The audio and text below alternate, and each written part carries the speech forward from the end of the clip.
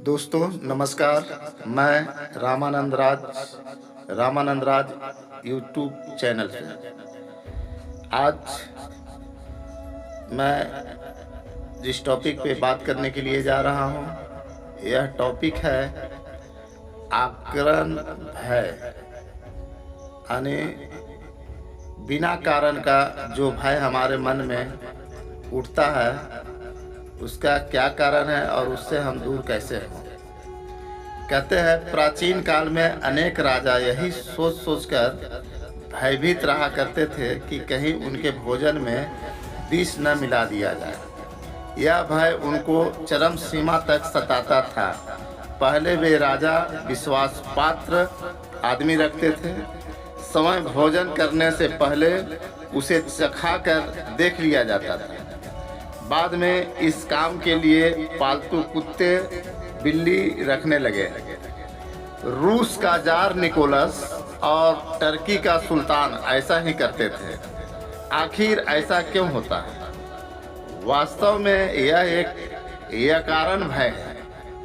आज संसार के करोड़ों मनुष्य अकारण भय की छाया में जी रहे हैं।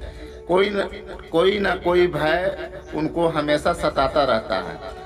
हर समय किसी न किसी अज्ञात भय की छाया उनको घेरे रहती है। यह एक भय के बाद दूसरा कोई न कोई भय घेर लिया करता है। मान लीजिए एक राजा को भोजन में विष दे दिया गया, तो वह क्या जरूरी है कि सभी राजाओं के भोजन में विष दे दिया जाएगा? इसी प्रकार की आशंका ही आकरण भय उत्पन्न करती है। एक व्यक्ति को कोई वाहन दुर्घटना में अपने सामने मरता देखता है, तो क्या देखने वाला वह व्यक्ति भी इसी प्रकार मरेगा? यह कुछ समय बाद अपने आप फटकर नष्ट हो जाने वाली भावना है। गंभीरता पूर्वक विचार करने पर यह कारण भय हमारे लिए हंसी की बात बन जाती है। तब पता चलता है कि इसका कुछ भी अस्तित्व नहीं है। यह कारण भय के कारण हम अपने जीवन में बहुत हानि उठाते हैं। थोड़े से समय या विचार से यह कारण भय फौरन निकल जाता है। एक व्यक्ति के मन में भय आ जाता है कि वह दीवार गिरने से मर जाएगा। ऐसा भय उनके मन में इसलिए आ गया था कि उसके सामने एक व्यक्ति दीवार गिरने के कारण मर गया था। यह कारण भय के कारण वह सड़क के किनारे से नहीं चलता था। सड़क के किनारे मकान बने रहते हैं। बीच सड़क में चलना ताकि